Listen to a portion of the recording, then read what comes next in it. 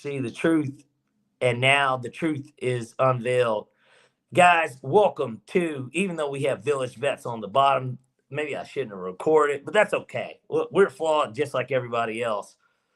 We're seeing a cast helmet on the AC Lee side, but I am your other host, Parlay Pete, and we are coming in today with a groundbreaking type of podcast. This is just not your normal podcast.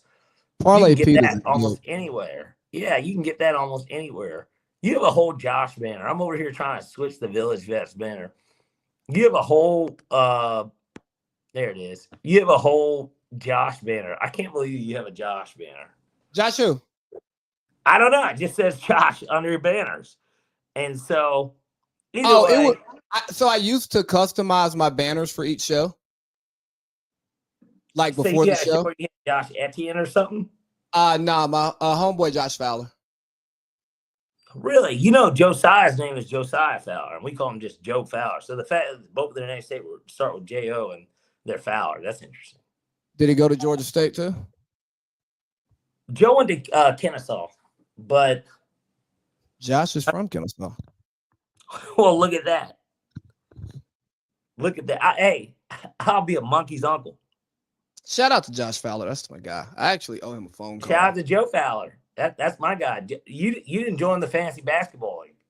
I forgot, dog. I went and opened up the app. We found 12 people, but you should have been there. I went and opened the app. I was like, it's $30 ahead. I'm sorry, man. It's okay. I won the league last year, so I just wanted, I like to take everybody's money. But I'm going to win our fantasy football league too, by the way. We're on the Cincinnati, man. Are you really? It's a week-by-week league, and oh shit, I haven't said who played tonight. Chargers Vikings, but it doesn't matter, Lee. If we have a destiny, we meet in 2 weeks. So I'm gonna whoop fucking Dale's ass because Dale's team fucking sucks, and he declined my trade, and I'm like, Dale, I'm trying to fucking save you, nigga. That's how you feel? You think you're gonna save Dale? No, that's exactly how I feel. I was gonna give him last week Pittman and Judkins and McLaurin, who is playing this week now. He practiced fully today. Oh, yeah. And he's a Commanders fan. He's left hand up. Who are we? The Commanders. He's one of those guys. So I sent him that, and then I also sent him Hawkinson. And all I wanted was Puka, who's hurt and did not play last week and is not playing this week, and Derrick Henry, who has not played as well as Judkins this week. And y'all, everybody's always like, well, it's a name game. And it's just like, well, his name game ass will be fucking missing out on the playoffs. When you're 2-5, bro, you need to trade people. And yeah, I hate to have our podcast start off this way, but this is for anyone that considers himself a fantasy football aficionado. If your team is in danger of not making the playoffs, you need to trade your best players. Ask for the best deal, because if not, you're just not going to the playoffs. Unless your pride is great enough to where you're okay with missing the playoffs, but I'm not going to propel another man. That's okay too. But say that then. And trade your best players. Like Julian Turner, he's not going to the playoffs, and that's okay because I probably had the biggest fucking win of all time. We've been doing this league for 10 years, league. I don't think anyone's beat anybody by 100 points.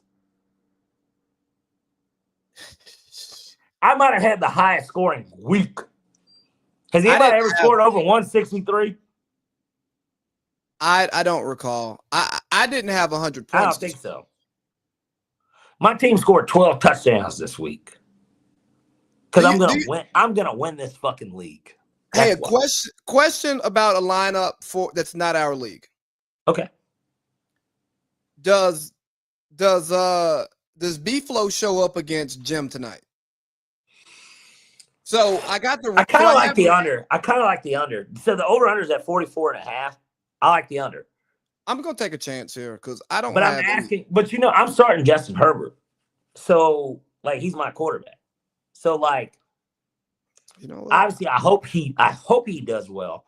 But both of these teams are even as far as I'm concerned. But the edge is certainly at quarterback. Even if you think that McConnell or O'Connell and Jim are even, which I don't think they're overall even, but this season they're probably even. At the end of the day, Herbert's a better quarterback than Wentz. So would you start Baker or Herbert this week? I'm going with Baker. He's got the Saints. Yeah, come on. Oh God, but I bet that. But he's he's missing weapons. Yeah, but that's fine. But hey, let's open up this podcast properly. Hey, Parlay P, how you doing today, man? We're doing good. It was great to see all the boys. You obviously, we got a picture that we will have out soon for the masses, but it's been a great weekend that we just passed and week leading up to this show that we postponed today, which is my bad for anyone that was looking out for it on Wednesday. Hey, but I think you can't. I think it was worth it. It was worth the wait for some stuff I saw in the locker room earlier today. Definitely worth the wait. And just the news cycle and everything that came down this morning. We have more time to talk about pretty much every NBA team playing this week today already. Their first games. And just imagine having to wait a week to talk about the gambling stuff. Yeah, so it works out even better on this end. And anyone that follows this show knows that we'll do Falcons first, but we will. I promise we're going to get to the NBA stuff. But yeah, I think maybe this is the way it's supposed to be. Plus, we used to actually do this on Thursday. Very originally. True. Yeah, Thursday was our day. You want to talk about this camera thing's bothering me. You want to talk about homecoming first? Yeah, we can do that before Falcons. That's fine. I mean, it's your 10-year. Yeah. 10-year, and you only have one 10-year. And I don't think there's much to talk about for the masses. Well, what I will say is what I've told everybody that's talked to me about it or asked about it. I think this was a great homecoming. Honestly, I really do. This was probably, and maybe it's because it was the 10-year, but I thought that this was probably the best postgraduate homecoming I've had, no doubt. It's always going to be hard to rank the ones when you were in school. But post-grad, I think this is by far the best one. And maybe it's because it was the first time us as a group had a tent. So we got to see kind of like, well, how can we prep? From everybody getting in town to coming here and we barbecue, you on the grill, me on fucking rap, and just getting everything planned. But just us fellowshipping and being brothers together, leading up to all this. Then you didn't go with us to the place, but even surprise kind of showing up to that, to waking up the next morning, getting ourselves ready because we didn't know how it would really go, and being able to say that this was a success. I think it was definitely a success. Like we will be able to next year do it better, but the issue is that next year I know that I don't expect everybody to be here. Like I don't expect Josh to come back next year. No. I hope he does, but I don't expect it. But for us that live here and Boink wants to do it every year, we're going to be better prepared. We're going to be able to do this on a higher level. You know what I mean? And so, but I don't want it to ever get too high. Like I don't want us to have the floors down, and you don't want to climax. And I don't want the couches. I don't ever want it to get that cool. I still want it to feel like a barbecue. Which is what it is. It's if Georgia, Florida, which we'll get to that when we get to college football.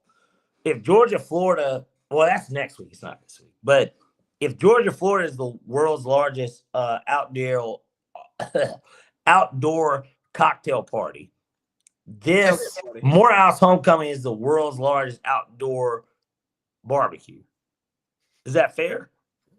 I think some other schools would say something else. You got that. I can beg to differ all they want, but if we've got the number 1 and the number 3 HBCU, what does number 2 mean? Well, what you got that other school, GHO. Everybody talks about that great homecoming that I've never Who's gone. GHO? I think it's A&T, North Carolina A&T. I've never. Maybe I just maybe I'm not seasoned enough, and maybe I just my wings don't stretch out enough to where I know people that go to that. But Uh, did you consider going to A&T? no, never. Not one If thought. if I was going to HBCU, it was always going to be Morehouse or Clark. But both of my parents went to those schools, so that makes sense for me. You know what I mean? Like, Yeah, and it's probably not great for us to be HBCU snobs up here, but no, I just think Morehouse again, and I saw it in a ton of captions this week from post pictures. You can tell a Morehouse man, but you can't tell him much. So, and I fuck with Howard. I mean, I've partied at Howard. Like I've I'm going partied to at Howard. Howard a few times. I'm going to Howard homecoming. See, I've never been to a Howard homecoming, but we've done Howard because of the Morehouse Howard game. My freshman year is when they started doing it again. I went up there for every year for that game. So like I've partied at Howard. Howard's awesome. My dad got a scholarship offer to Howard too. Asha. Yeah. I'm not gonna bring up her nickname. Yeah. She's a Howard grad. I've hung out. I know some Howard people, but like I don't think it's the AUC. But that's just me. But you've been to one. So tell us your experience about a Howard homecoming versus a Spellhouse homecoming. Honestly, there wasn't much of a comparison for me. Obviously, like I didn't know anybody at Howard. So you move a little bit differently when you don't know people. But even just the general environment and vibes, I had way more fun the next weekend at Hampton's homecoming than I did at Howard's. So there you go. Yeah, I'll leave it at that.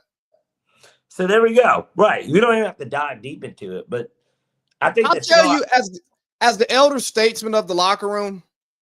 Elder statesman. I mean, it's true, but go ahead. Go off. Go off, King.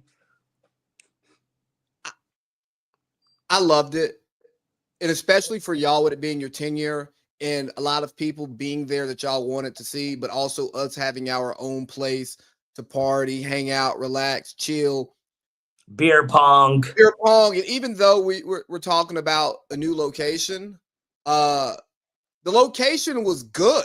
I think it was good. No, it's better to not be in traffic. Yes. It's harder for other people to find us, but the people that we, for the most part, wanted to see found us. There's one person way to us, but it was so much better because you don't have to be in all that chaos. Yeah, there was one person who didn't make their way to us, and who's that? I won't say any names. Is it somebody personally you know, or you're saying like the group? The group knows that person. Everybody in the group, or you me? Yeah, I mean, yeah, pretty much. Well, pretty much what? Went to Clark. Went to Clark. Hangs around. You know what's funny? I messaged her. She was there. Yeah, she was there because I was just like, I can't believe that we did a whole homecoming and didn't see you. We didn't hear from you. I could see you. I got a screenshot. Like, hey, bro, I sent damn near the same message. Yeah. I don't even want to. But it's weird because that is literally Clark's sister. Like, literally. Oh yeah. What a great sister. Anyways, yeah, as the elder statesman, it was fun. I think the great Boink announcement at the house Friday was amazing. Learned a lot of lessons. Biggest lesson is wristbands next year. And I think we may need to kind of like gate the area off a tad bit. You know what I mean? Mm-hmm. Just to people watch, and because kids are going to start showing up at homecomings, It'll be a little different. And Jay Briggs, shout out to Jay Briggs, by the way. Shout out to Jay Briggs. Shout out to Marv, too, by the way. Yeah, I hadn't, and right, those are two people that brought their children over, and it was, even though we had a beer pong table, it was definitely family friendly environment. Nobody's over here getting pissy or fucking saying fucking and fucking. Nobody's like talking like that, so it's like great. Shout out to Mama Boink too. Shout out to Mama Boink for being. I tell you what, a lot of sororities and fraternities, they have house moms. She was tent mom that fateful Saturday. So shout outs to Mama Boink. I got to find out more about her. I had no idea she went to the University of Arizona because I literally talked to her and I was like, bear down. Well, I always talk to Papa Boy. Joel, dad, too. Or no, yeah. Yeah, J2. Yeah, Joel too. I got to talk to Junior. And again, Junior went to school with my dad, so it makes a lot of sense. I know that they weren't friends in college, but they knew each other because he's an alpha, my dad's a basketball player. So it makes sense that they knew each other. Yeah. But, getting to talk to her, it was awesome. And she held it down. So, yes, big shout outs to Mama Boink. Hey, she grabbed that great picture that we're going to eventually show y'all. So she's the one that took all those. Yes. Great. I'm glad she was just being like president in the moment to do it. Just being a good mom. Yeah, and it was a family affair. Obviously, my niece found her way over. Hey, did that phone situation get itself sorted out? For me or for? Oh, you mean the girl? I text her today, and did ask about it. And she's fine. I don't know anything further, but she's okay. As she should be. At the end of the day, I said, she's fucked. If somebody has a good heart and they picked up the phone and charged it. Tell the story. Well, the story is that my niece came. My niece is 20 years old. So she's of college age, but she does not go to those schools. She's not in school. She's a working 20-year-old.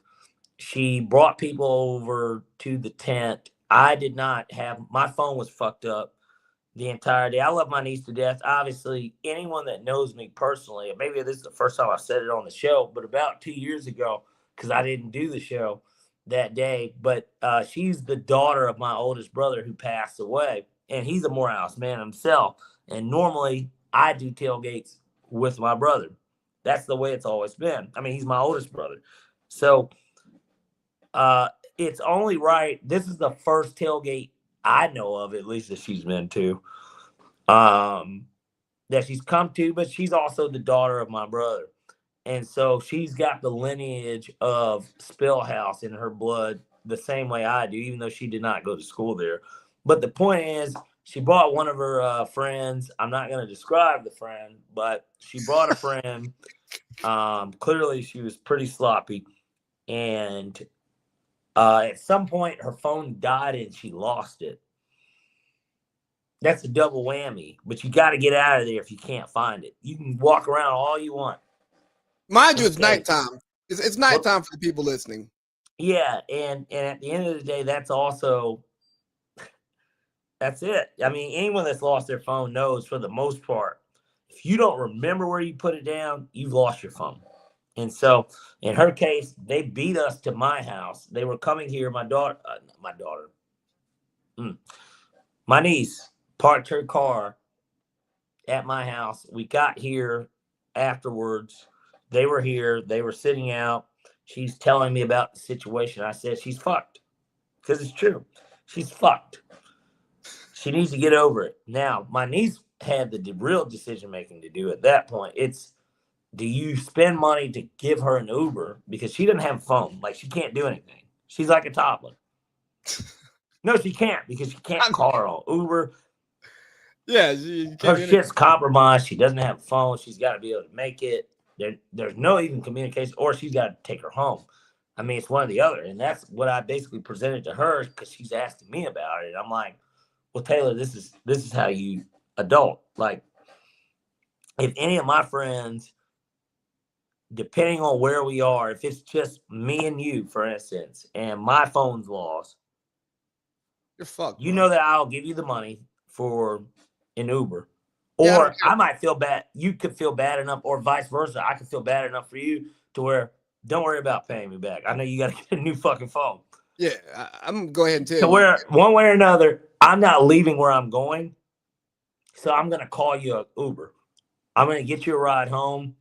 Figure this out in the morning with your parents, whoever, however you want to do it. Or if you don't mind staying out, okay, let's stay out. Let's go out. I obviously, if you want to drink, I know you got a phone you got to buy. I'll cover your drinks. It's not a big deal. As long as I got it, it's not a big deal. So we could do that. And then, I could take you to get your phone. I don't know how close they are. Yeah. But these are your situations. But here's the big thing, guys. Don't lose your phone. And if you do lose your phone and it's dead and you left it in a high traffic area that is also like locked down, because it's not like when we were in school where that shit was cleaned up by the nighttime. You could just drive through. Yeah. Well, there's no phone just sitting out. Somebody got it, no matter what. Yeah, and it's dark. Like you're done. But they don't even know where to take it, Lee. Most of you wouldn't even, because if the phone is lost at tailgate, where do you take it? Who do you go to? The police? Who do you go to? Yeah, take that shit to Mopo, I guess. I don't know. Let's get to our Falcons, man. Yeah. I can't play a drop because we didn't run the piss out of the football. And we definitely didn't rise up. So Raheem, let's get this thing buttoned up, man. 10 players on the field, not okay. 3rd and 1, we run a sweep, not okay. 4th and 1, we throw it out, and then the cornerback tells us after the game, I can't believe that they're running this play. What are we doing, man? We're choking. Like, just button it up. We're choking. The defense gave up that last drive, to take it to 20. But at the end of the day, if my defense holds the offense to 20 points, I'm not mad at the defense. What are we? We're a top yards offense and a bottom 5 scoring offense. Lee, I think that coaching was a big part of that game.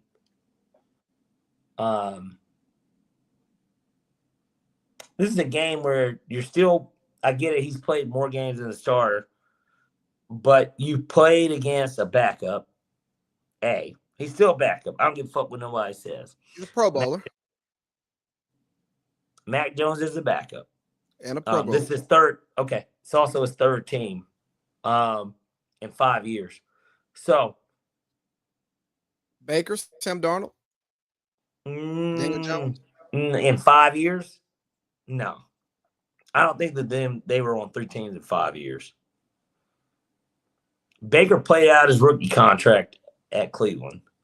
I'm saying over a span of 5 years. Darnold maybe was on 5 teams. Or 3 teams in 5 years. I mean, Sam Darnold went from New York but Baker, but these are also, well, I don't count anything with the Jets. Like, maybe we'll talk about the Jets at some point, but like, hey, shout out to Woody to holding his coach down. That's all I got. Yeah, but point being, sloppy display of football. I love the Falcons to death. Anyone that knows me knows that I'm very passionate about the Atlanta Falcons. But what I came to the conclusion yesterday, unless we go 3-0 over the next 3 weeks, we're not a playoff team.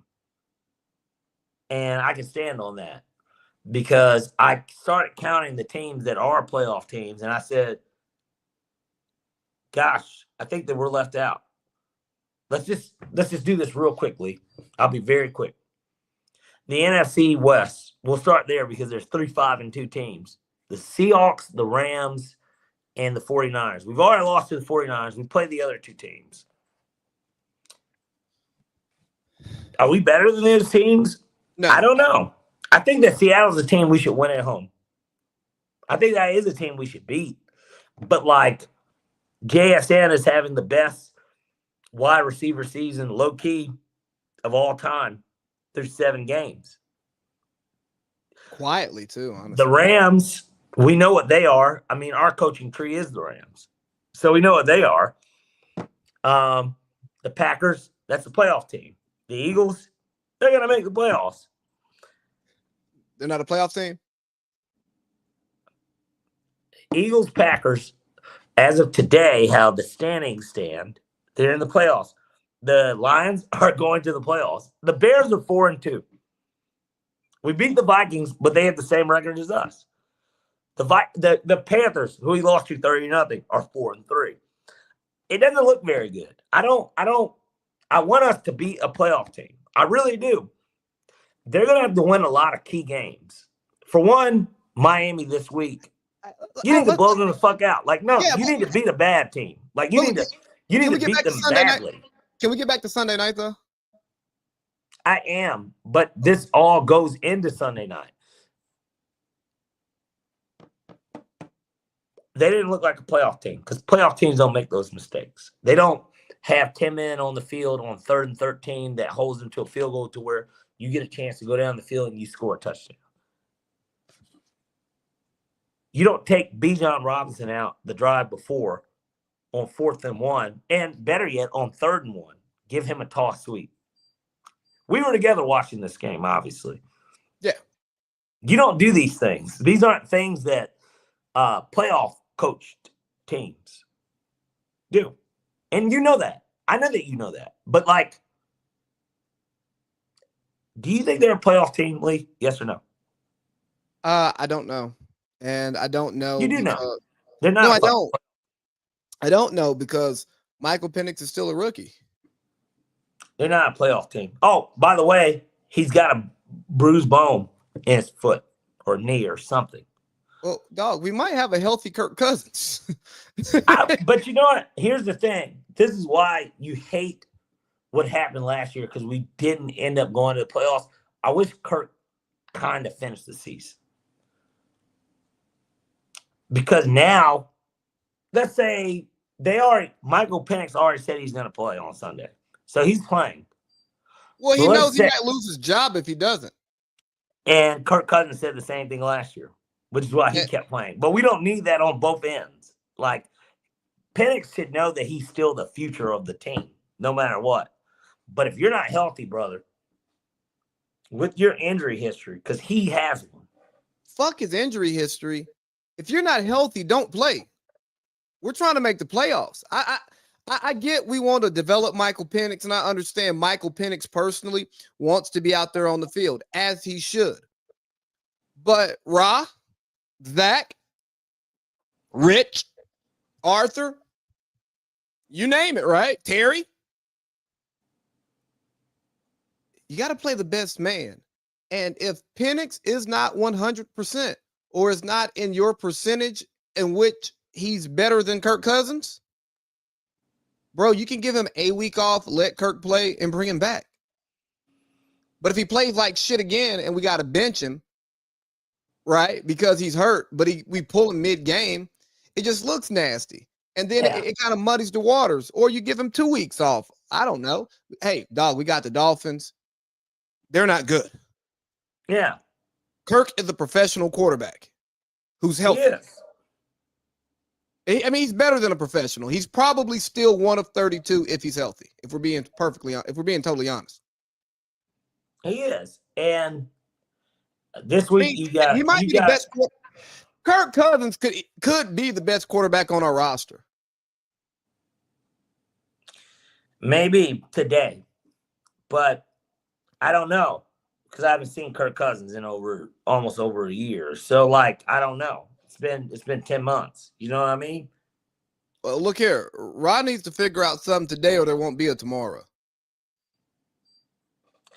Well, don't let us miss the playoffs. Isn't it funny that, to me, Rod should be more, the coaching staff should be more on the hot seat than Terry? I don't think Terry's the issue. No. I don't think the talent is here. Like, now, if Penix really does suck, yeah, we can blame him. But, like, I think getting out of Cap Hill and making the selections he's made, because I think he was able to convince Rich, not Arthur, but Rich, that the Kyle Pitts pick wasn't his and that it was tight end boy. And now it looks like it because if you look at tight end boy, you're like, oh, it wasn't Terry. Nobody in New Orleans drafted tight ends. I mean, they drafted Jimmy Graham one year, but certainly Terry was maybe an intern at that point. Like I comfortably added Jonnu Smith after Brock Bowers got hurt. Yeah, And swing your penis around the podcast, Lee. We want to see more. I'm just saying, you're talking about tight end boy over here. You can pick up his number 2 tight end, and you're gonna get regular fantasy production. That's pick up any of the tight ends, clearly based on last Thursday. But they all scored. So I'm just saying, I mean, you know. But I think I'm getting to the point to where I'm off the Coach Ross train, man. We were kind of off of it when we hired him. You know what I mean? Like, I don't think either of us were excited about it, but I think we came to terms with it because we were like, you know what? This dude did deserve another chance. But the issue was that he never deserved another chance with us because he already fucking was here. So that's the issue. I'm not gonna say that. Mike Vrabel. No. Well, hold on. Mike Vrabel. Hold on. I'm with you, but I'm not gonna count his first chance with us. Mike Vrabel. I'm with you, and I'm gonna get to Mike Vrabel. I'm not gonna. I just can't let you count his first chance with us because he was an interim coach in the middle of the season. That. He coached like the whole year. He coached 12 games, Lee. But the season was gone to hell. The season was gone to hell. Matter. He coached 12 games. I got you. Him in the DC, which Brick, you're doing a fabulous job, baby. Hey, if we judge Brick off of who he was when he was last here. You're right. But why are we running this back? Because Ra, again, maybe we should have hired Ra. Well, you don't get Brick without Ra. I'm just saying, I'm not going to knock him for his interim time because interim time is totally different. It's not your program. You don't have the training camp. You may not even have the guys, the staff, all of that different stuff, right? But when you have Mike Vrabel and you have Jim, who's coaching Jim Harbaugh, and you have Bill Belichick, and we all talk to these guys, and the team talks to these guys, that's why Ra was a problem. If Ra was in this coaching cycle and Vrabes got the Patriots job last year, yeah, and Jim got the Chargers job last year, and Ben Johnson said, "Hey, I want to go to Caleb Williams, not Michael Penix," I'm not mad at us hiring Ra. But because we hired Ra over Mike Vrabel, who's looking like he's about to win the AFC East in season 1, and has Drake May looking pretty good because he brought in, the OC that we wanted here, Josh McDaniels, who seems to be still a good fucking OC. I know we're like yelling, babbling fans who are bothered by our team's lack of success or mediocrity, whatever you want to call it. But some things, and again, we don't know if these guys wanted the job. But when you see the war chest that we have of talent, the way that we've been able to get out of cap hell, it makes it very difficult to be okay with Coach Ra when he's not. Our team's not playing as well as the Chargers. They made the playoffs. Right. You know what I mean? Shit. Again, what Vrabel's doing looks like it's going to work.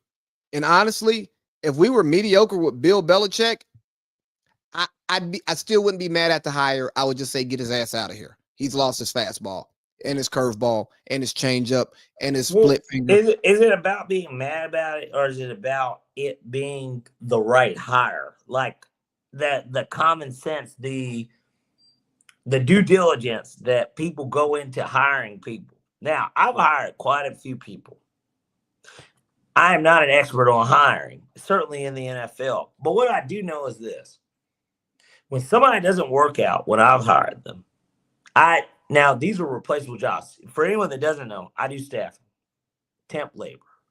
So these are temporary people, mainly overall. They're not people that work for 2 days. Let's say they're permanent staffing temp jobs.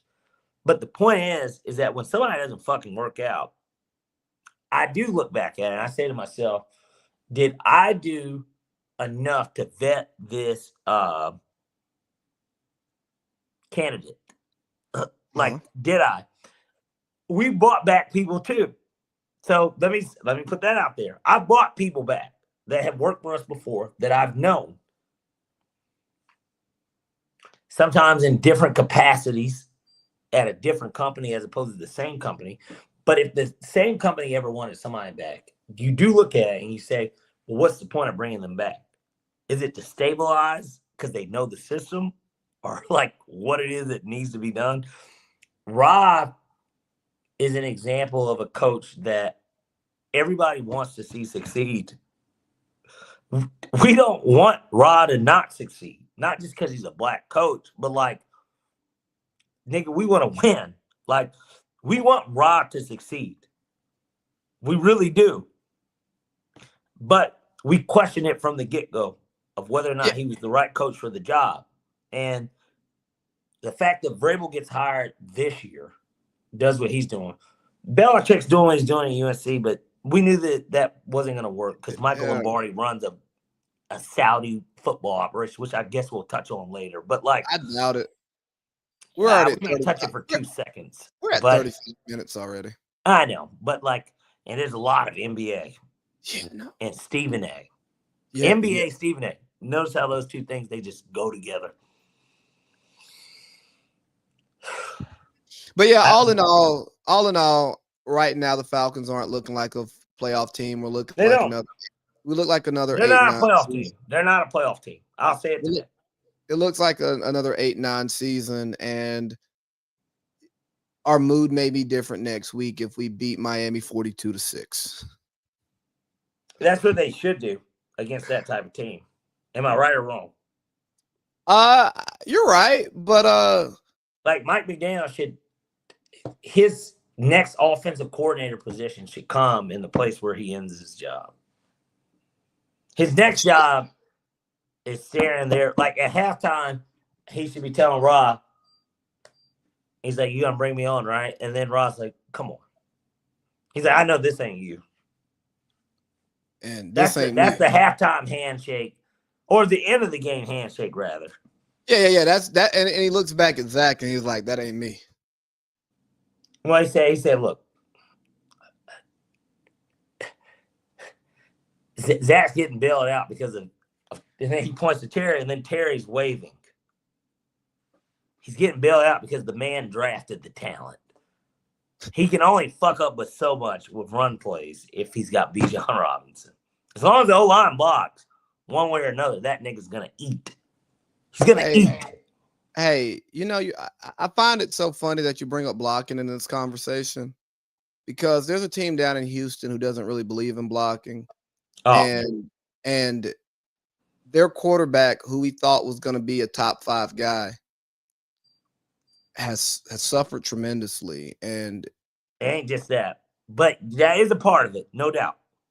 But I know you have some thoughts on the Houston Texans. I chose not to watch that second Monday night game. Fuck the second Monday night game. Can we not have that?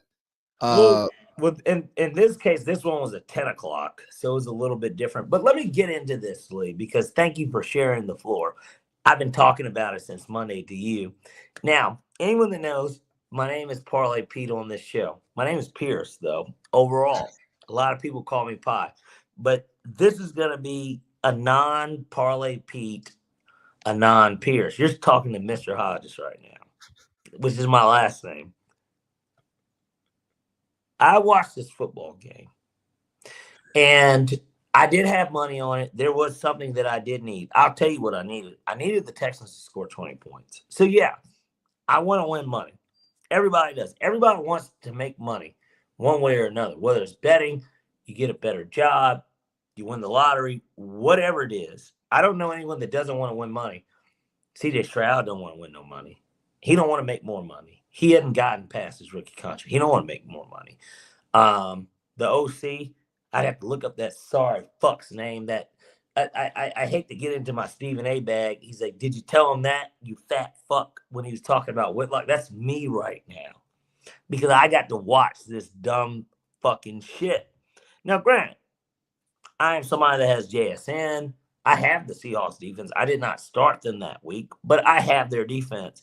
So I love to see it, right? Because I benefited from it from another source of income, but it's fuck the income because it's not about income in our league. It's more about it's bragging. You win money, yes, and the money's great, but like, it really isn't about that. I mean, Josh Holsey, one of the cheapest guys I know, went and bought a bunch of high dollar cigars and send it to us. And some really nice whiskey and sent it to us. Not only did he send it to us, he waited till I came over and just was like, "Hey man, you want to smoke a cigar tonight?" And me not thinking about you paid for it, but not even thinking about the fantasy shit, right? Just like I'm at Josh's house, we're gonna go out on the deck and smoke a cigar. He goes, "Shit, nigga, you paid for it." Fuck you, man. Well, that's the mind game that a Josh Holsey will play with everybody. But I got some good pictures of Josh Holsey from this weekend, by the way, too. Did you? Yeah. Good.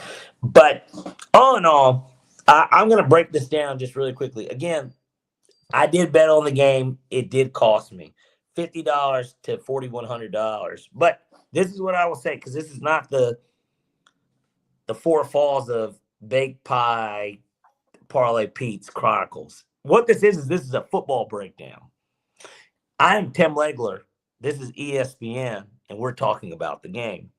So anyone that's watching that watches football, and anyone that watched the game live, they probably know what I'm talking about. But I'm going to break this down very quickly because I know that we're limited on time. The Texans were down 15 points to start the fourth quarter. They had the ball at the middle of the field.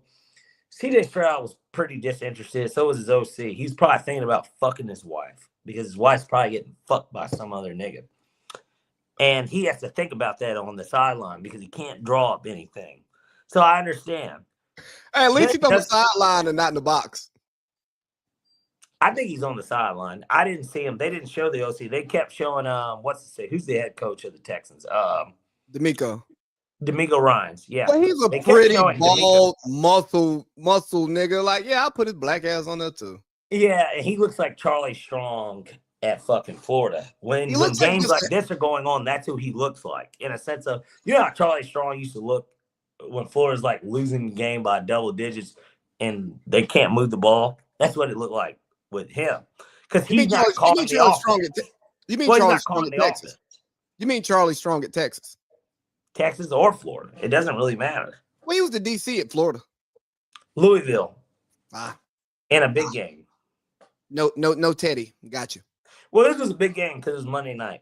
And so, nonetheless, point being, they keep showing DeMeco Ryans, and he's acting like he wants to take over the offensive headset. And I'm like, man, I hope he just takes over the fucking offensive hiring. Because clearly he doesn't have control over that. Because I'm like, there's no way you guys thought this guy was better than Bobby Sloyd. And so I'm gonna, because I could literally sit here and at least go 5 more minutes. I'm gonna break it down to 2. Texans have the ball. It is first and goal on the 3 with about 6 minutes, 6:30 left. They're down 15. They run the ball. They get to the inch-yard line. Great. Run it at least one more time. If you don't want to do it on second down, okay, cool. Do it on third. Run the ball. They throw out 2 straight times. One of them was a under center 5-step, 6, 7-step drop back. They throw the ball. You don't get it.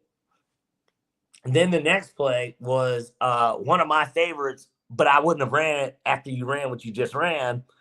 They did the bootleg. He almost throws an interception. So now it's 4th and goal on the inch-yard line. And just run a quarterback sneak. Well, why did you run that on second down? I don't understand. What the fuck's the issue? Everybody is talking about the tush push. Everybody else is running it. I saw Joe Flacco's old ass run it last Thursday night. What are we talking about? CJ Stroud should be mobile. Why aren't we running a tush push? You picked up 3 yards. What are we doing? What are we doing, Lee? That's bad coaching. So they get stopped. Actually, this is what happens, guys. They do run the ball on 4th and inches. They don't get it, but good thing. False start. It's a dead ball penalty. 5 yards. They're going to go for it. They're still down 15. Go for it. Don't get it. Incomplete pass. Almost picked off. They're deep in their own territory. The defense is holding their own. They turned the ball over twice in the fourth quarter. They had about 5 or 6 fucking possessions. They got the ball. DeMeco's doing his They job. almost got a safety. Okay. They almost got a safety on third down. Because they didn't get, their goal line. It was a goal line stance. So they punt it. They get it. Then I get to see some more atrocious football. They somehow move the ball. They get down. They score on a 3rd and goal. Okay, great. All I need is 2 more points. They're going to go for 2 because they're down 15, right? And it's 2:04. Wrong. We're going to kick the ball. You kick the ball. You kick the ball because let's hold out the suspense of the game's over. Even though we might not ever even get it fucking back. let's kick out the fucking suspense of the game. No, let's keep the suspense of the game. Because we know if we get it back, we still have to go for 2. I need 20 points. So from a betting standpoint, that's what happens. But then from there, it's 2:04 left. So everybody knows the NFL. If you kick the ball off, there's a landing zone now. So for County Fairburn, kick it out of bounds. They get the ball at the 40. Or let's just do an onside kick, because even with those 4 seconds, the Texans only have 1 timeout. You can kick it out of bounds, and you basically have 2 timeouts. Or onside kick it, maybe you get it. And if not, you still have 2 timeouts. I doubt that they run 4 seconds of clock on a onside kick. Right. Or kick it out of the end zone. The only thing you can't do is let them catch it and return it, because they can burn 4 seconds and then you don't get a 2-minute warning.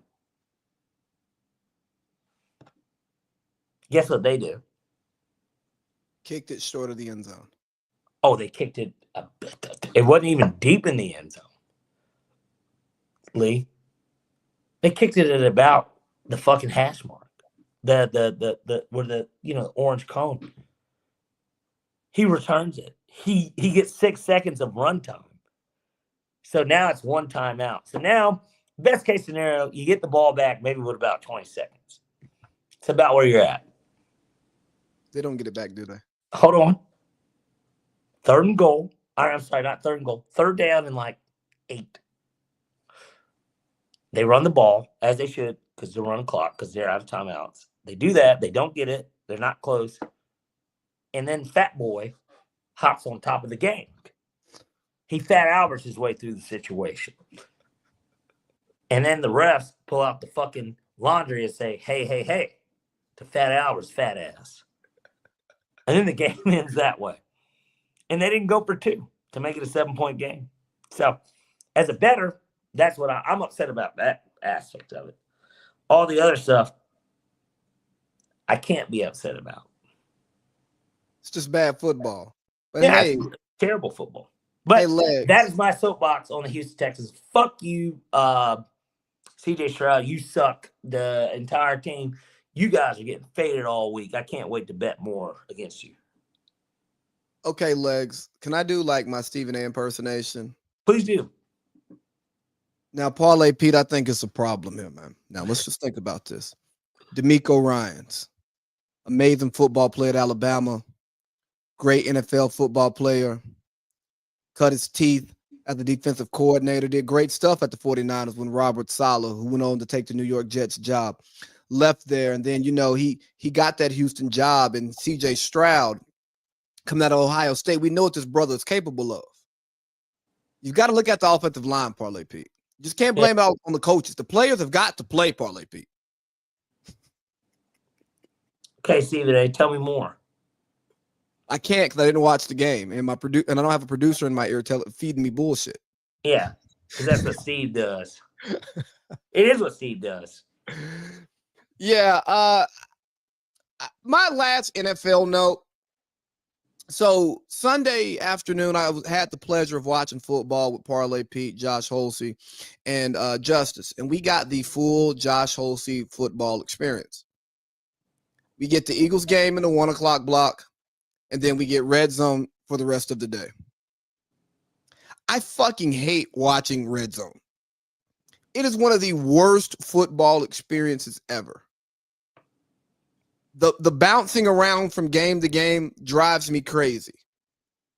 I can do a multi-view because I'm only watching one screen at a time. I'm just picking and choosing my screen. Right. But when you pick and choose the screen I watch and I don't know what's coming up and I can't watch drives, oh, it's disgusting. Mm-hmm. It's absolutely disgusting. I understand why some people watch Red Zone, but just know that because I watched Red Zone on Josh Holsey's account. That's that. So you have his YouTube? No, I'm saying I was sitting there with y'all watching the shit on Red Zone.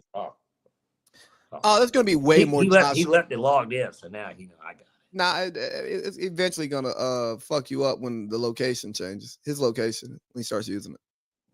When he's on the ship. I don't know, but YouTube TV gets weird about your location. But yeah, more Josh Holsey jokes coming. Mm-hmm. Way more Josh Holsey jokes coming because this guy doesn't know ball. He doesn't watch it. He watches the Eagles and highlights. Josh is getting really so picture this for everybody. Josh Holsey, very hungover, but successful Navy pilot. Yeah, great guy. I would say that he is admirable at what he does. Yeah, and he's wearing a Smith jersey. Devontae Smith, former Heisman. Wide receiver 2 jersey? What are we doing, man? I asked him that when he came downstairs that one because you were still up before we were down first, and I was like, really? I was like, where's the Deuce Staley jersey, ass wipe? And he said I had to get one. And he's wearing that jersey. I'm like, well, did you now, guys? He's got him and AJ Brown on his fantasy team, and Jalen Hurts is his quarterback. I'm like, well, did you start him? This is before the game starts. I'm like, did you start him? And he's like, no. And I'm like, so you're wearing his jersey and you start. We pick up a pizza or something. You guys need your electrolytes. Stop at the gas station. You can tell this part of the story, but I know that he had a trouble getting out of the fucking gas station, which was hilarious. Oh, yeah. So we're on the west side of Atlanta, and I think that's very important for people to know. So, like, we're in Atlanta, not the part of Atlanta that tourists go to, okay? We just got a local Atlanta gas station. And he got that Eagles jersey on, and what'd he say? Them dirty boys, boy. Something like, and like, if y'all understand Josh Holsey is not into much niggerish stuff. He's not into Atlanta culture at all. Like true Atlantan culture. It just does not sit well with Josh Holsey. Right. And for a random man to talk shit to Josh Holsey, he's not a happy camper because Josh Holsey doesn't want to talk to anybody that he doesn't know. I was going to say unless she's a woman, but now he's happily married and he's not living that way anymore. So, yeah, if Josh Holsey doesn't know you, why are you talking to Josh Holsey in the gas station? He's just trying to get his fucking water and Gatorade so he can go back to Pierce's house and crack some beers and watch the Eagles football. Right. So it was fun all in all, but man, what are we really here for today, man? This football stuff is cool, but what are we really here for today? A lot of this basketball drama that's going on. But before we move on from the football, just real quick, and we can do this in a minute or two, because hell, we're damn near about to do a whole hour of football. I'm telling you. What about that comeback by the goddamn Broncos? I mean, that has to be talked about. I don't care. I don't really care about it, honestly. I didn't realize it. We were sitting there watching it. Did you realize that it was 19-0 heading into the fourth quarter and the final score of the game was 33-31? Yeah, I mean, the under was 33-32. Yeah, the under looked great. It looked great going into the fourth quarter. I mean, I think some bettors probably turned that game off. If you took Giants money line, you're like, well, it would take a lot for them to lose this game. They lost that game. They did, but Denver's a better coach team. Denver has a more experienced quarterback. Denver's a better team, and sometimes games get weird early, and then they settle themselves out late. So yeah, it was a crazy comeback, but ultimately the better team won. And I and trust and believe, I wanted Denver to lose badly. Right. Like I hate, I sports hate Denver. As long as Sean Payton's do there. you really sports hate Denver, or do you hate Sean Payton? Anything that Sean Payton touches. So while he's touching it, I hate it. Sports hate it. Sean's probably a great guy. He tormented me far too long throughout my life, so fuck him. Well, as that should be. But I mean, it was the Jackson Dart. Was it the pick six? The Dart pick six? Yeah. Was it a pick six or just a pick? I don't remember. It was just a pick, but it was just a pick. But that killed it. Yeah. Check your private chat real quick. I've got to step away just for a second. I will be back, guys. Lee will be carrying the show for a second. I just have to step away just for a moment. All right, no problem. Hold on. So while Parlay Pete is gone, I'm over here checking the private chat on the iPad real quick. And I'm gonna check the private chat. I'm gonna get his mug off of here. And we'll go from there. Let's see. See, remove from stage, private chat. Oh man, that's not cool. I can't see it. Sorry, guys. Gotta get up, walk to the computer. Where's my mouse? Where's my mouse? And why is my microphone not following? Not my microphone, my camera. We got. All right. So let's just get to.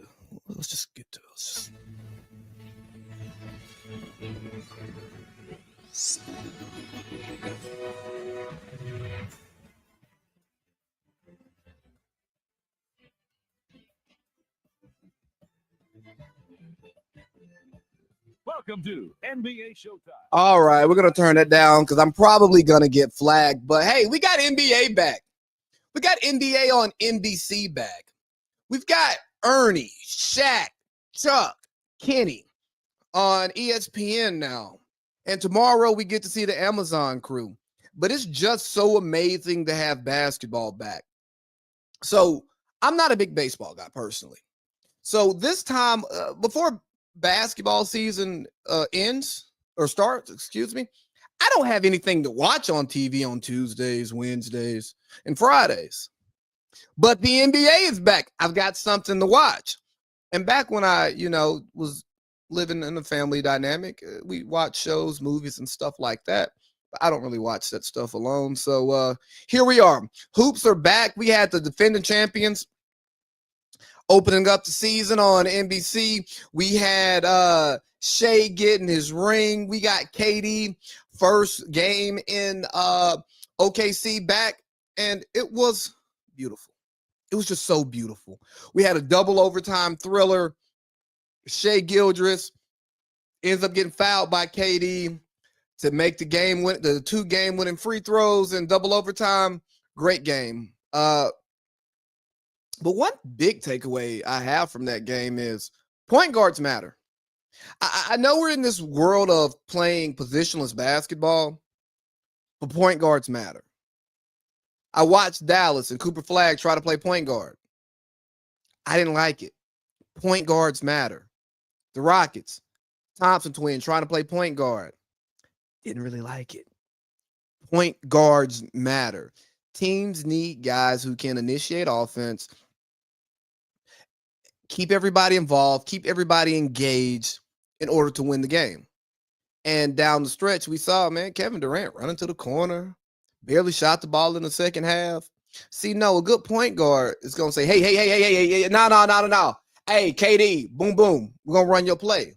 Why? Because he's Kevin fucking Durant. He needs the basketball.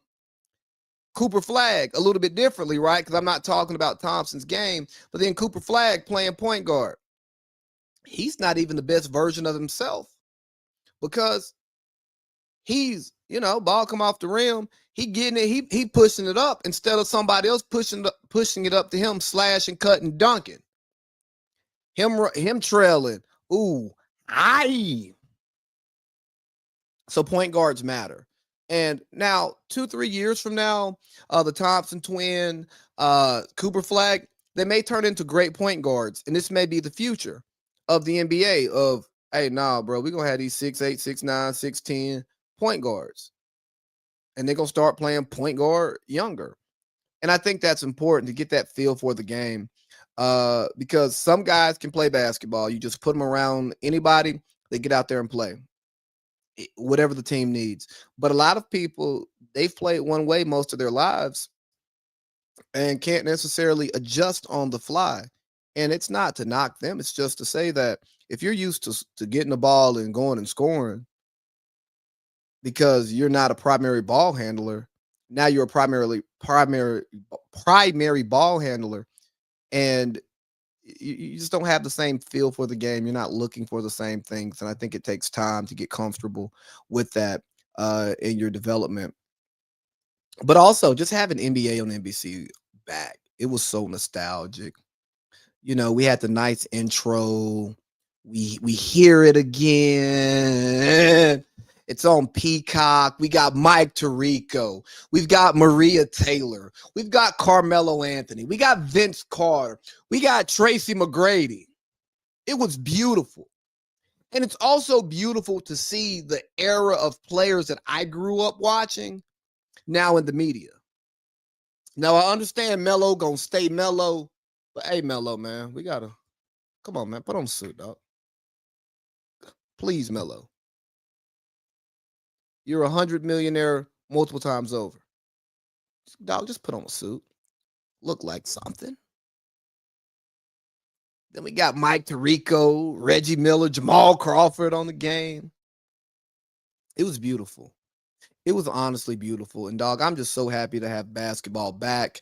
And day one. Ooh. Hold on, guys. Excuse me. I got to sneeze. In the second game, we had the LeBron-less Lakers. Luka went off for 40. Well, I think like 40, 12, and 9, 43, 12, and 9. He looked absolutely amazing. DeAndre Ayton wasn't dominating nothing. We're going to need some more from you. We probably need to take those braids out and get you back to that natural hair color. I think that LA, you're getting to LA. You guys know how sometimes you'll move somewhere and you try to adopt the culture of where you moved. I remember when I first got to Morehouse and I had my own style and all of that stuff. But then you see all of these different people, different ages from different places in the country and the world.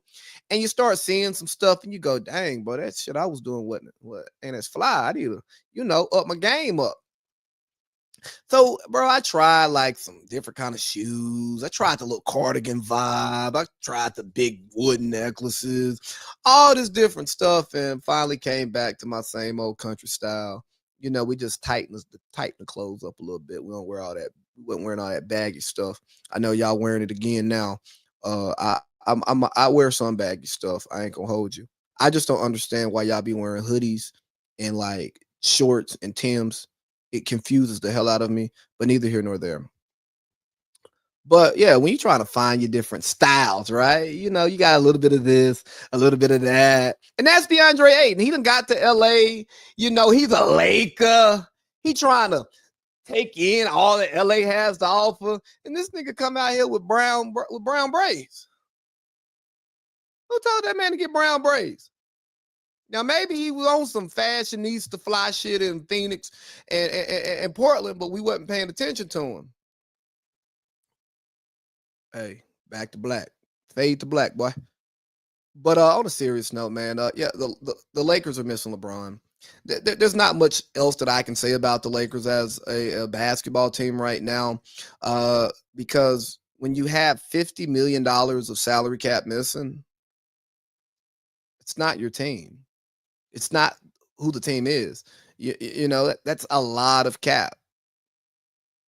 That's a top 10 MVP finisher, second team All NBA player, 25 point per game player. You take that away, there goes your game. But all in all, I think the Lakers will be fine. Then we get Shaq, Chuck, Ernie, Kenny on ESPN on yesterday night. Shoot again today. That was beautiful, man. I was just so excited to see those guys back, you know, talking junk. Chuck over there on the Zimpies, you know what I mean? The GLP-1s, that's a joke. I'm not serious, but Chuck has lost a lot of weight. Suit's looking a little big, but he was looking good. I was just happy to have those guys back together, man. And extremely happy that Steve didn't make a guest appearance on Inside the NBA. We know it's coming. I say it comes before the All-Star game. When Parlay Pete gets back, we'll see how he feels about it. I say it comes before the All-Star game, but at some point, Stephen A is going to insert himself into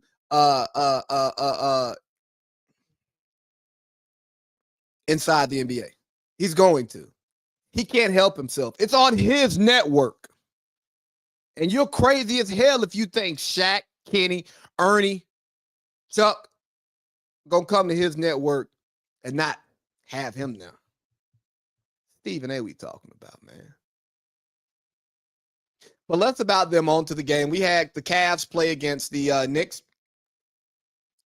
Donovan Mitchell is who they said he is. But the Cavs, I mean, what can we say about the Cavs? Darius Garland's not there.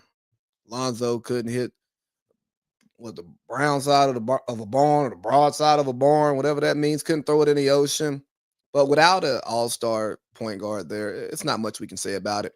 But Cat was in mid-season form yesterday. So I already went through the games, the first day games and what NBA on NBC meant to me, but I didn't talk about MJ's conversation because I knew you'd want to talk about that bullshit. But let me just recap this game real quick and we'll get there. Go for it. Cat was in mid-season form, fouling like hell early on. Love to see it. But the thing I liked most about what the Knicks were doing, they played good basketball. They passed, they cut, they screened, they moved. They had multiple high scores. They were taking mid-range shots. They were taking threes. They were taking shots at the rim. They were like using the entire basketball court to get shots instead of just the corners and the rim. Yeah. And I don't know if you heard me, but I don't have much to say about Cleveland because they don't have Darius Garland. Just like with the Lakers, they didn't have LeBron James. When you was that really a 64-win team? Because that's what they were last year. Was that really a 64-win team? They won 64 games. Well, they battled with the best team in the East, missing $50 million of salary cap. Right. They lost in the second round. With no Darius Garland, bro. He's an all-star. He didn't fucking play. He played in the second round. No, not the whole second round. He did not miss enough games for them to lose that series. How about that? Against the Pacers. He's still not back. Obviously, he was fucked up. I don't care. Then Donovan Mitchell needs to drop on people's rankings. No, he doesn't. Okay. Well, Lee, what is your definition of a superstar? I don't consider Donovan Mitchell a superstar. I don't think anybody considers him the media does. Yeah, they do. They put him on that he's great value superstar. Well, yeah, that's what he is. Number one seed, 64 wins, best player. That normally makes you a superstar to a degree. If you win 60 games, you're the number one seed. No, you're the best player on the team. Don't make you a superstar. The Hawks won 60 games, right? We couldn't even name who the best player on that 61 Hawks team was. I guess it would be probably Paul Millsap, low key. But they ran their offense through Kyle Korver. But Paul Millsap was low key the best player on that team, right? Like he was the one that made. Sure. I mean, it's not Al Horford. Fuck Yeah, Al no, Horford, by the way. All I'm saying is when you take out an all-star from any NBA team, that's not who they are. And sure, we can say we don't trust the Cavaliers because they haven't done it without LeBron. Sure, absolutely. I don't trust them. I'm not putting them in the Eastern Conference Finals because again, they haven't done it in my lifetime without LeBron James. But I'm not gonna. That's a nice jersey you got on there, by the way, Lee. Huh? That's a nice jersey you got on there, by the way, Lee. Oh, thanks. I thought it would be fitting for today's episode. You know, I don't have a Damon Jones jersey, but I know he played for the Cavs. Yeah, but we knew you had a LeBron one. I mean, why wouldn't I? I only have 2 LeBron jerseys. I only bought one. Throughout your entire life? Yeah. You only had 2 your entire life? Yeah. You didn't wear one in, I guess technically you would have been able to wear one in elementary school too. Yes. His rookie year. If he was the chosen one. No. I was already in middle You were school. 5th grade. No, you were 5th grade. 03? 5th grade. Yeah, but he graduated in 03. So his 5th grade. His 5th grade high school graduation was your 5th grade. His high school graduation was your 5th grade graduation. Yeah. All right. Fair enough. But no, I just didn't have a LeBron jersey. I was more of a football jersey guy. I had a nice Jordan jersey back then. I think I still have it. Wizards? No, rookie Bulls. A throwback. Nice little cursive Chicago. Nah, the 80s. The 80s. 80s, yeah. Rookie Jordan. Yeah. Hey, look at the influence. Now I mean, look, 20 years later. I got the black Bulls jersey from the 90s that I got after kindergarten. You ever have a 45? No, I didn't have a 45. Bro, Sharon wasn't going crazy buying jerseys for me, dog. She like that. Let me tell you something. Jersey is like 3 shirts. I guess it depends on where you guys are going. But obviously, you know, we talked about this. You guys, Value City. Yeah. It's right down the street from the gym. And my mom, look, we hit licks. My mom used to hit licks at that place. If there was a jersey we didn't have and we wanted it and it wasn't our size, because the other great part about me and Justice is that obviously, even when you guys look at us as adults, we're kind of the same size for the most part. So imagine as kids, we could kind of. I mean, he was smaller, but we were still about the same size. So about when you got about 12, though, it kind of started to level out. I'd imagine. Yeah, like 12 and 10. And then you hit your growth spurt. That was the peak and the end of the jersey, like wearing throwbacks. Niggas still wore jerseys, but it wasn't as popular. Like once I got to high school, it wasn't as popular, obviously. Oh, I'm about to say my freshman year was 06. That's what I'm saying. You could still wear them, but I'm just saying. Jerseys were still like by like 2010, 09. That's when it faded. Like it wasn't. Yeah. It just wasn't as acceptable. No, we had went to black boy, white boy by then. But NBA on NBC. Another thing that you can get at Value City. But go ahead. I'm sorry.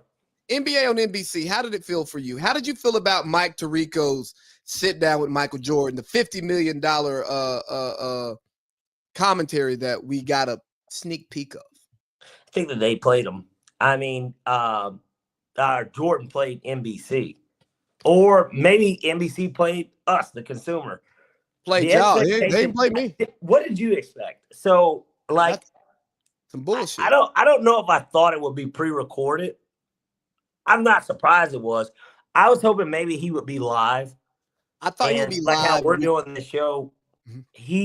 They're in studio, and then he's kind of talking to them. I thought it would be like that once a week or even once a month, like something like that.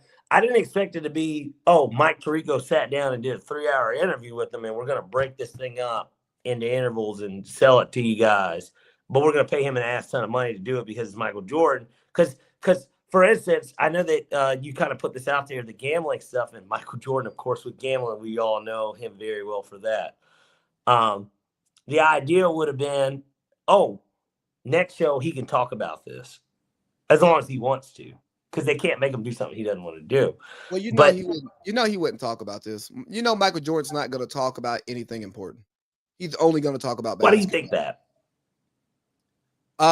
There's a few reasons. I think as confident and as cocky as he is, Mm-hmm. I think he's also humble when it comes to paying respect to To the game. He To the does game. love, you can tell Michael Jordan, he doesn't want the integrity of basketball to go away. Exactly. So I didn't expect him to talk about players because he's not going to be honest, Mm-hmm. and he doesn't want to. Yo, if Michael Jordan come out here and say, "Yeah, I know y'all got Shea as the MVP and all of that stuff, but he ain't what y'all think he is. He's benefiting from a very, very, very tight whistle, but his actual ability to score isn't X, Y, or Z." And I'm not saying that any of this is true, not my analysis. But if MJ You're just says, making up a scenario. Yeah. but if MJ says that, what does that story turn into? And how do we now discuss Shea?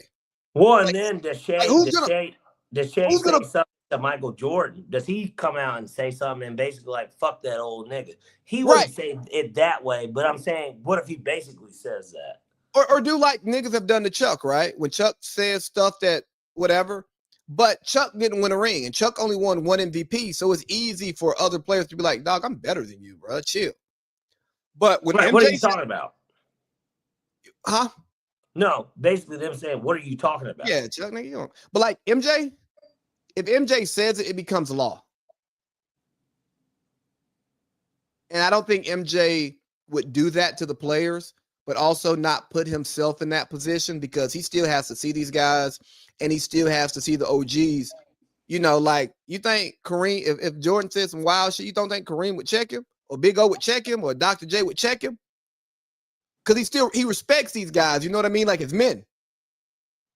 So I don't think that MJ would put himself out there like that. And also with him still being in the shoe game and mentoring players who are on Jordan Brand and around the league, he might tell you honestly how he feels about your game in private, but he can't be himself, man. And then niggas gonna ask him stupid ass questions like, "Hey, Mike, what would you do in this era?"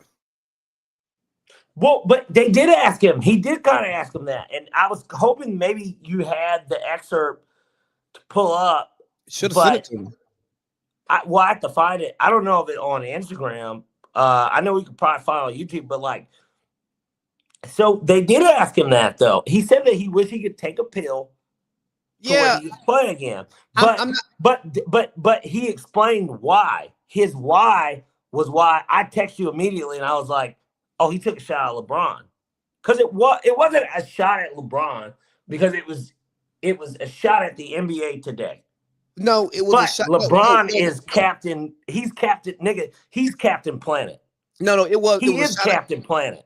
It was a shot at LeBron because he didn't get to play LeBron as a pro. He only got to play LeBron when LeBron was a high schooler. Whereas he got no, but that shit's not on film. Like he played Kobe. That's what I'm saying. Like Kobe. If you let me finish my point before you that's just the only. But hold on. Let me finish my point. Go. You're about to jump in the fucking grave, man. Jesus. Go. But he got to play against Kobe. He got to match up with him. He got to see his movements. He got to respond to his movements. He's like, oh no, I got this. I got that. Oh boy. He lucky. This ain't 5 years ago when I didn't have to get my knees drained every night. You know what I'm saying? Like he can match himself up to Kobe because he actually played against him and everybody got to see it. Where he played against LeBron in a pickup game that a few people talk about. Some people say LeBron got hold and other people say LeBron was out there killing. So we don't know the story. Right. And I think he would want that specifically for LeBron. Right. Because LeBron doesn't kiss the ring the way that the other players who look up to MJ or Kobe or even LeBron do to MJ. You know what I'm saying? Like the LeBron fans still kiss the MJ ring in the league. Yeah. Because they can't do nothing about it. But LeBron doesn't kiss the MJ ring, and I think that like MJ would want to. But why does he not kiss it? Because he feels like he's better than him. Is he fucking really better than him? From the way this isn't my LeBron fandom, because Michael had more success. Michael averaged more points. He was better at scoring the basketball than LeBron James. But I don't. He accomplished more in a shorter amount of time too. Yeah, but which is why I tell you, I admit this as a Kobe fan, real quick. I admit this as a Kobe fan of you because I've said it. I did it on, you guys did a top 5 thing on the Billy Vets, yeah.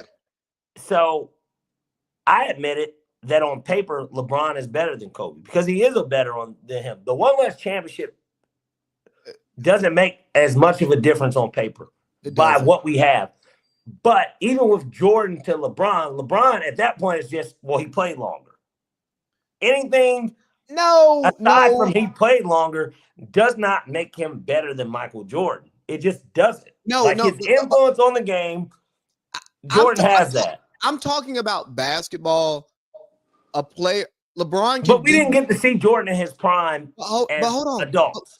Or even as kids, really. But LeBron's style of basketball, just his style. I'm not going to say his skill. I'm going to say the style that he plays and what he displayed on the court. There's nothing that MJ did that LeBron can't do. There's nothing that there's no part of MJ's game, unless you're going to say the killer instinct. And I'll tell which is something LeBron doesn't have. And he's never had that. That's not true. It is true. It's not true. True. It's true. It's true to the regard of a Jordan or a Kobe. He doesn't have that cerebral assassin in him, bro. Like, he just doesn't. It doesn't mean that he can't take over a game, but he doesn't have that. He's not a dog like that. No, that's not true. He does it differently. He's not the same dog. No, that's not true. He does it differently. It's just a difference in style. How's his different? Give me an example of his different. If LeBron James isn't making shots, he will make plays. He'll assist the shit out of the ball. He will make plays to get his team points. If MJ and Kobe aren't making shots, they will. To Kyrie Irving, to Kevin Love, to Chris Bosh, to Dwayne Wade, or to Damon Stoudemire, Ira Newell. Like who are we talking about? Who does he elevate in those moments? LeBron's elevated damn near everybody. See how many niggas he done got paid? What are we doing? He's got niggas on his team that do shit better than him. Jordan never had a nigga on his team aside from Scottie Pippen that played better defense. And even Jordan's won a DPOY. So, like, I don't even know if it's fair for me to say it from that perspective. LeBron has teammates that do things better than him. That's why Jordan can't relegate fucking scoring the load to anyone else. Like, he couldn't do it. Same thing with Kobe. But hold on. Before you say he didn't have the teammates, you got to talk about roster. To relegate that task to where he could do that. I got you, but hold on. You have to talk about roster construction, and we're cutting this off. I'm not doing a fucking. I know. We got 30 minutes in. I'm not fuck this. But like stylistically, it's different. Teams are constructed differently. The game was played differently. There's so many differences into how they played and why they played the way that they play. That it truly becomes a preference thing, because yes, LeBron James scored all these fucking points and had a longer career, but the nigga has 27 on the career. So because he did do it every year. I mean, his first year he was what, 20? He was 20. He was 20 his rookie years, and he was 20, it was 20 like 6 and 6 or something. 27. Yeah, then it was like 23, 24, 25. Then it was 28. Yeah, exactly. Then it was like 31. Yeah, and then it's been around 28. So this is what. But let me tell you, you want to know what? Seriously, Lee, you want to know what helps the LeBron argument more than anything over Jordan is that he did play with prime Kobe. In a weird way, it helps LeBron's legacy because we got to see him play against Kobe Bryant, who, if he's the closest player to Michael Jordan from a stylistic standpoint, even low-key accomplishments, obviously not as many MVPs, but like just what he accomplished. Now, he played with Shaq, but like he got to play with Jordan 2.0. Yeah, right? LeBron played against prime Kobe, and and had a better career from the time that he entered the league until the time that Kobe left the league than Kobe. I'm not believing that, and we're not going to get into this, but because this will take up our whole show. But what I will say, and then you can have last word, and then let's move on. No, I don't have that was my last word. Okay. Well, what I will say is this: I don't agree with that. First of all, but secondly, it's actually true. That's why Kobe won more rings while they were both in the league together. I mean, he did. How did he not? He only won 2. He only won no, 2. hold on. Yeah. Gosh. Okay. They won the same amount. It's 2. It's 2 each. No, Kobe was in the league in 2016. That was 7-3-9. That was his last year. He got his third when Kobe's last year. We're not. Are we really going to count these bullshit Laker teams at the end for Kobe? Are we going to drag that nigga's name through it like that? I mean, we drag LeBron's name when the Lakers get put out in the second round at 40. I don't think that's fair to Kobe. I don't think it's fair to LeBron. But if we compare age by age, Kobe did more. All right, end of my story. Nonetheless, let's move on. Hey, hold on real quick. Like, this isn't about the debate. All we right. just did some of the most ESPN-ass shit ever. We framed the information just to support our argument. While using the same, but hold on, like the listeners deserve to hear this, right? Because part of that is entertainment. But we're using the same information and just moving it around to fit our argument. Yeah. So at the end of the day, it's our narrative. So at the end of the day, this is very subjective. And when you listen to other people like use stats, whether it's sports, you're reading politics, I don't give a fuck where it is. Understand that people are manipulating data. Yeah. To make whatever fits your whatever it is, whatever you want to put out, it fits you. Exactly. So moving on. I mean, the Clippers got dog walked by the Jazz, and I think that matters. And I know we got way more important stuff to talk about, but that matters. Yeah. Ja Morant having 35 matters. Ant-Man having 41. Well, scoring 30 or 29 in the second. I know it went to double OT. He scored 29 in the second half. You're talking about Shea. I didn't say anything about Shea. I thought you did say Shea having 35. No, I said Ja. See, I didn't really see the stuff from yesterday, honestly. Yeah, like from a statistics standpoint. Unless they were fantasy team. Ja had 35. Zion had like 29. John and 1. VJ Edgecombe had the biggest, the highest points in a rookie debut in the modern era. How many did he have? 34. Did he really? They came out. I know they won. Yeah, no, Edgecombe had 34. Maxey had 40. Them niggas were just out there taking turns. And Joel Embiid can't jump. Pin the tail on the donkey, huh? Yeah, Joel Embiid, he can't jump. So he's cooked. The MVP that we knew is done. Yeah, Charlotte played Brooklyn. Bullo led the he was second in scoring. He led it. Oh, yeah. He was killing. He only played 17 minutes. Can we get this guy 20? I know. Put him on the Hawks because they look like they had problems scoring. Oh yeah, the Hawks got their ass kicked, but lost by 20. Yeah, was terrible. Nickel. He led the team in shots. Played terrible. He was like 2 of like 15 or something. Yeah, he led the team in shots off the bench. Trey didn't have a great game, and Toronto. I told you, Toronto. JJ played really well. Yeah, Toronto's going to be good. They got a lot of talent. They don't have a bench, but they've got their starting five is pretty good. Yeah, they're going to be good. So Ant-Man had 41, and Wemby. I guess we got to talk about Wemby. You want to kiss the ring real quick? I'm not kissing the ring, man. That's what it is. Hey, bro, I ain't gonna talk about the offseason shit that he did. Here's the biggest improvement that I saw in Wemby's game. He's stronger. He's 21 now. Even year 3, more athletic. He's got more moves. I mean, he worked with. Yeah, but he already visited Monk Temples.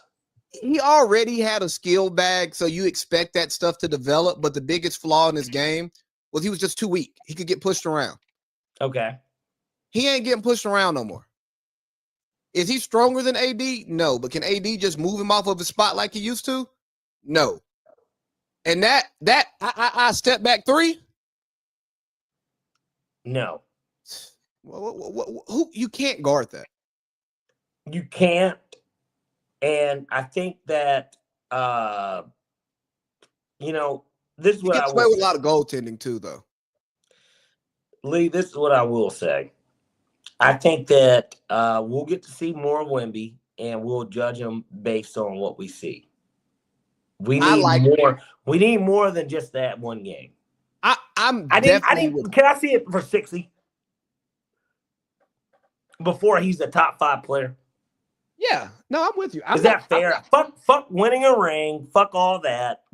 Fuck the accolade. Can he play 60? Can we see that first? Because he hadn't done it yet. So can we see that? Look. Can he be eligible for an award? Ooh, Chargers got the throwbacks on. I'm with you. Don't you love those? You. Huh? They were in the dark blue, correct? Yeah. The LTs. Yeah. All right, good. But they got numbers on it, so it's a little different. But true. But yeah, I don't like the numbers. But I like. I'm not overreacting to Wemby. Okay. I thought he had a great game. He looked like he's improving. He's looking like he's going to be a top end player in the league. It looks great. I don't know if it means winning. But Dylan Harper played well. He had 15 points. Edgecombe again had 34. Jeremiah Fears in New Orleans had 17. What other rookies? Ace Bailey only had like 2, I believe. Queer. But and shout out to my Atlanta Young Bulls. I was saying earlier. Huh? Said shout out to my Atlanta Young Bulls. It's a joke. He's not my young bull. Young Bull is my young bull. Yeah, and he's not really from Atlanta. He's from Jersey. He came down here on some basketball shit. Well, not Colin. I know. Yeah, I'm talking about Ace Bailey. Yeah, Colin. Which is why Colin. That and that paycheck. Yeah. Cooper Flag. Touch Chargers, by the way. Yeah, I got it on. Who punched Cooper Flag? It in? Huh? Who punched it in? 86. Did Herbert throw it? I just think 86 got it. I didn't see. He's a tight end, so I assume he threw it. I think it's Dotson. That's the guy that everybody was picking up this week. Got you. As long as Herbert threw it, though, right? I didn't see the play, and they haven't showed a replay. I'm waiting on it, but I assume that he did. Well, it's a tight end, yeah. It almost has to be. Okay. Cooper Flag's not a point guard, man. Not today. I am not saying he won't be a point guard, but him, Amen Thompson playing point guard. I just don't think they have the point guard feel for the game. And you know what I mean? Niggas can be good passers. Niggas can have good handles, but that doesn't necessarily mean you are a point guard. I mean, hell, Şengün was playing point guard for Houston. Man, can we talk about him real quick? I know they lost, but this gets back to the baby Jokic type comparison. Let's stop man, that. Is that not what No, he doesn't play the same as Jokic. Like, it's not fair to even compare him to that nigga. But like, it's disrespectful. Can we like admit though, like that nigga's fine? Like, can we admit the nigga's fine? I was listening. Can we admit it? Can we admit that nigga is a top 20 player, low key? I was not listening just to the one game, but like with more talent around. It's like, oh my god, this nigga's amazing. But it's not one game. He was an all-star last year, and he was killing shit in Euro. And he killed shit in Eurobasket this summer. He's fired. They were talking about him on Teague show, or excuse me, 5:20 in the morning. That's disrespectful to the show. And he said if Jokic is an A+, then Şengün's an A-. And I said, you know what? I like that. Yeah, I like that one. And then B can't jump. I don't think A+, A-. I would say more A+, B+, because they're on a 2 different levels. I don't give a fuck what anyone wants to say. Jokic, again, I told you this maybe a year or two ago, I think Jokic is going to go down as the greatest center ever. Like, everybody can say what they want to say about Shaq. I think he's better than Shaq already. I think if he stopped playing today, he's a better player than Shaq. And I saw Shaq play. The media's going to pump it. And I'm not saying that he doesn't. But he is. I'm not saying he doesn't deserve it, but I'm saying he has the media support behind him pushing it. And you know that matters. He's better than Shaq. He's better than Shaq. Like, you could argue Kareem, maybe. Just because Kareem's just, if we stack the careers up, Kareem's done more. But like, I mean, gosh, we've never seen a player like he's a one-on-one player himself in NBA history. Like, he's got to win more though. I think if he gets one, but if he stays in Denver his whole career, but he also seems like the type that will retire early. Yeah, but because he talks about it. If he retires early to go to his horses and goes home, takes his ball, he goes home. You could Barry Sanders him, right? Like, who do people think is the greatest running back of all time? Like, just you can Barry Sanders him, but he's gonna add the asterisk of if he would have played longer. But he has to get more than one championship because the bigs. Think about all the top bigs. There's a lot because the NBA is the history of the big man. That is the history of the NBA. He has to win a championship. He has to win more than one championship. He's won a championship, but he's got multiple MVPs. It just, to me, it's like that's why I brought up the running back conversation, because when you think of running backs, you think old school. Like, there are some people that are like, Jim Brown's the best football player ever. There are people that will say that. Yeah. Shout out to Jim Brown. But like, then there's people that saw Barry Sanders play. We've seen highlights of Barry Sanders, and we're like, nigga, special. Some people might say Walter Payton. Right. 85 Bears, best player on the field. I watched Saquon last year, and that's some of the best running backs. But he ain't the best running back you've ever seen. No. Best running back season, maybe. Can you let me finish? Go ahead. I was just going to say that was some of the best running back I've ever seen. I'm not calling him the best running back. I'm just saying that season, some of the best running back I've seen. And don't get me wrong, I saw Adrian Peterson season. He's the best. Him or LT are the best running backs that I've watched in my life. But I think it becomes a flavor thing like LeBron and Kobe. This is how I do it. LT's the best prime I ever saw. AP's the best career. Nigga, AP came back from a torn ACL and went crazy, bro.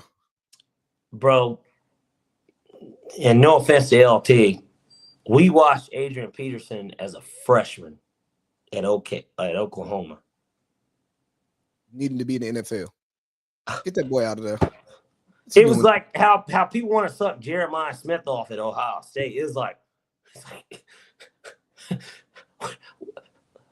look at what we're looking at. Like, guys, where we at on top? He's a freshman and he's second in the Heisman. Are we going to get to college football even for a little? I mean, we can touch it for 5 seconds. Let's touch it. No, but we still got to talk NBA 5 gambling. minutes, Let's touch it after NBA. Let's wrap up NBA and Stephen A. and then touch it, because that stuff is way more important than Billy Napier getting fired. Sure. NBA gambling shit came out today. Yeah. Shit dropped like if it was 2020, it was a new strand of COVID or something. Like, yeah, SARS too, Nick. like yeah, Chauncey Billups, Terry Rozier, Damon Jones, amongst others. LeBron James being named. I haven't seen that. I'll send it to you. Give me a second. Because I didn't see it in that tweet you sent me. Yeah, I'm gonna send it. Okay. He was named. Hey man, he has friends. He's innocent. I'm not. Yeah, he's not innocent. I'm just saying he was named. So I kind of want to separate the two, because you have Terry Rozier, what he did. New York Post, by the way, but I'm about to send it to you because they're credible. What do you want? What more do you want? I just want to make a joke. Who could I get it from? New York Times? No. The New York Post is a credible newspaper. Okay. I'm sending it to you now, though, Lee. So we got Damon Jones That's the guy that's tied to both cases. Uh-huh. Then we got Terry Rozier just out here selling. And he's cooked. Okay. Then we got big shot Chauncey Billups apparently just being a part of this racket, ripping people off in poker games, which I have an issue with Terry Rozier way more than I have an issue with Chauncey. Uh-huh. Terry Rozier, you're playing. I don't know how you got tied up in owing these people whatever you owe them and these favors, but yeah, you got fucked, dude. That sucks. And we know that gambling has existed in the NBA for years. We got Tim Donaghy, we got Michael Jordan going away. Gambling exists in sports. And if you listen to any podcast with any of these gambling mafia niggas who are out just spilling all the devil's business, they will tell you that sports has been fixed for years. Mm-hmm. Well, sports has been manipulated by organized crime for years because the house always wins. So the house always wins. The house always wins. But what Chauncey and them was doing, if you're playing illegal poker, I don't care if you're cheating people. It's illegal. It's one thing if you're in the casino cheating. All right, yeah, bro. This is a casino. Yeah. This is sanctioned. There are rules that this place is governed by. Correct. Which you can't add. This is not legal brain. This is totally nigger brain. Yeah. You can't add charges of me doing illegal stuff while I'm already playing an illegal poker game. Dog, it's the poker game. Did anybody die? No. All right, then. Yeah, because I know you're not a street gambler, no, but we have an understanding. Yeah, but we have an understanding of how street gambling works. The street takes care of it. Like there are people who I've bet on stuff with. There was one person I can think of off the top of my head who didn't pay me on a bet. Guess what? We just don't bet anymore. Now, when you're talking high stakes poker, you probably don't live anymore, but you know who you're dealing with when you get involved in this stuff. Yeah, it's a part of the game. Because you can go, like these games are in New York. Go to Atlantic City. Correct. So I'm just interested to see what all comes from this. I know it's probably going to get pushed under the rug as best as possible, kind of like Pablo Torres reporting has been. It's crazy how no, not the Kawhi. It's crazy how they buried the players' union shit though. Nah, just in general. I mean, everything. The game. I mean, he did a breakdown on the gambling shit. Yeah, I saw that. I haven't watched it yet. No, he did. No, I'm talking about Pablo. All the gambling shit that came out already, and they tracked down the guys in New York. Like, well, but nobody. Pablo's doing the work, but the mainstream's not running with it. They're treating it like he's just a nobody, which he's not. I mean, he worked at ESPN. That's why he's famous. Well, and he's got a successful page and stuff going. And yeah, and he went to Harvard, and he got. I want to say he got nominated for maybe a Pulitzer or something like that. Like he's a Pulitzer Prize winner. I think it was nominated. No, it's a big award to that level. Okay. But it's bad. It's a bad look for the NBA. Stephen A says this could possibly be the president getting even with people, and the WNBA could be next.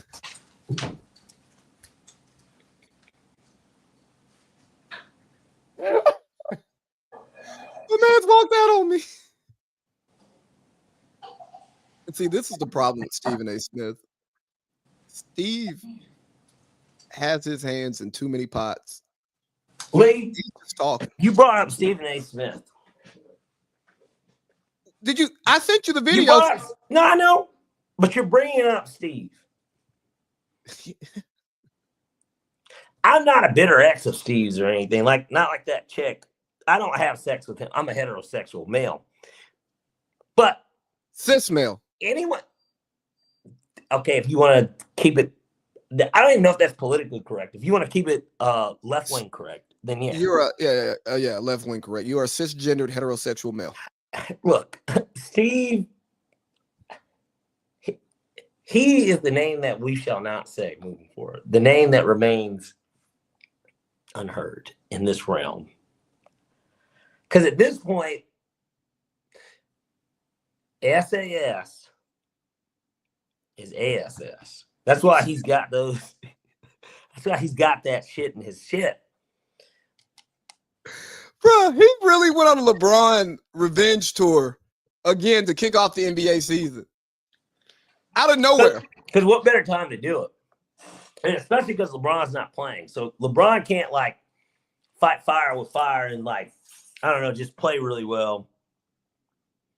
Like combative to be like a big fuck you. He can't do that. Well, Stephen A doesn't have a problem with how he plays the game. It has nothing to do with the basketball players. It has everything to do with the man. I don't like him. I can't fucking stand him. He's a dick. Dog, the shit's so lame because it's so late. And he says that I won't talk about LeBron James unless he's brought up. Mm-hmm. But on First Take, you're an executive producer, which means you sign off on every topic. You are Stephen A. Smith, who just signed a $100 million contract with ESPN, the biggest name and face in sports media today. If you go sit down at a podcast, you control what they ask you. Right. People are still going to allow Stephen A. to come to their platform if he says, I won't talk about X, Y, and Z.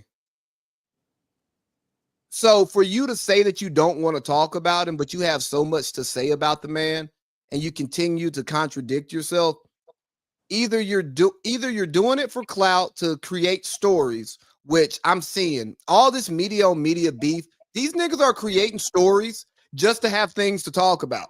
It's becoming reality TV when there's like a real world going on out here for y'all to cover, but you're so worried about your P&L statements that you're not educating people. Like the job of the media is ESPN. Lee, they talk to guys like this and they say that we're not worried enough about our P&Ls.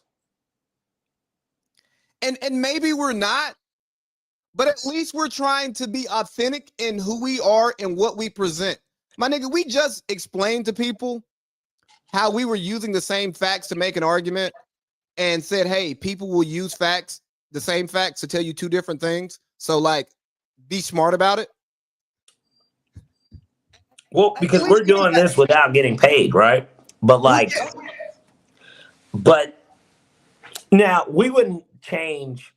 I mean, if we were seeing millions of dollars, we change some things.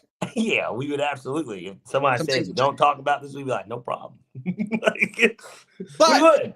I mean, I know the truth, but that's why we can say that even right now. But what I would say is that if I'm like a Steve and I have a Stephen A. Smith Show podcast, like we're big time, we're on major network, but then we have our own side shit. The side shit is where we get it off. As long as I can't lose a contract because of something I said, I'm going to give you as much insight and truth as I can. Like, because why wouldn't I? Like, yeah, I think lying about anything only creates more lies. Sometimes you need to create more lies to cover up the truth. Well, it just eventually comes out. Some people can go to their grave like lying, but like I can't. I just don't even want to walk around as a liar. Like, you know, if I tell my daughter that there's no more apple juice or something, you know, that's a little different. But I don't want a lot of grown ass men. I don't want a lot of women. I don't want to lie about grown ass men on a microphone when I don't have to do it. I cannot talk about it. I can literally say, I said what I said. I don't want to talk about this anymore. But you talk about fragile male ego, saying what the fact that he even said, he alluded to that LeBron tried to get him off the air. So now it's personal.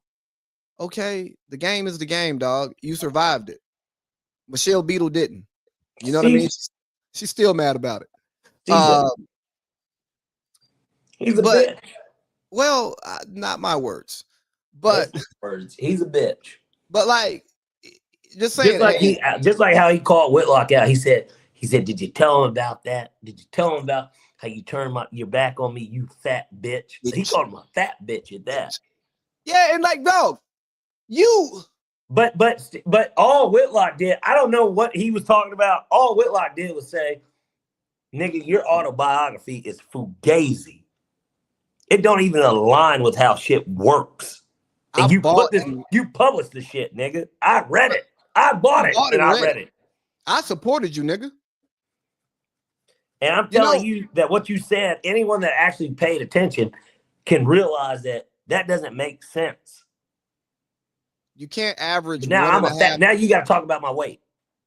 You can't average like 1.5 points a game over 3 games. That's 4.5 points. Yeah. Yeah. You know what I mean? But Steve, the thing that really got me was when he said that he could have got in touch with me. He could have got in touch with me and I would have hopped on a flight and we could have sat down and talked. But then he wants that. He's lying. He wants that. That's actually him giving an olive branch via a banana boat friend. Exactly. And you imagine, Lee, can you imagine somebody having an issue with me, knowing that we are friends? We're very good friends. We do a show together. They come on your show. They go on Village Vets. Okay. And they talk about a beef with me because you know that we're friends. Yep. And you give them the platform to talk about it. And then I doubt that I would they talk about how if we were out in Atlanta or anywhere for that matter, but just for this argument's sake, we're out in Atlanta. Now, this wouldn't happen this way. I understand it. But like just hypothetically, they say if we were able to meet in person over steak, they like, man, I know he like Kevin Rathman's. We could have met at the bar at Kevin Rathman's. You fucking clown. Nigga. Carmelo's right there. You got LeBron's number. Now, I ain't saying LeBron just answered the phone, but like, nigga, you could talk to what are we doing? Well, here's my problem. LeBron responded to him publicly about things that he said publicly, and he continues to evade the part that LeBron is upset about. As a father, I'm telling you XYZ. Nigga, don't tell me what to do as a father.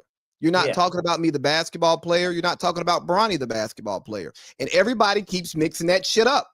LeBron wasn't tripping about him talking about Bronny. It was him telling LeBron how to be a dad when he's turned his son. And without LeBron even spending his money directly, right, giving it to Bronny in hand, Bronny has made over $10 million. Yeah. And he's big stick. And he's in the NBA. LeBron did a great job as a dad, preparing his son for the next phase of life.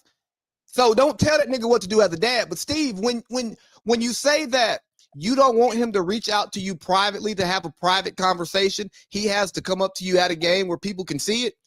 Well, no. You went public on your shows. He went public at his job. Both of y'all went public at your jobs. Yeah.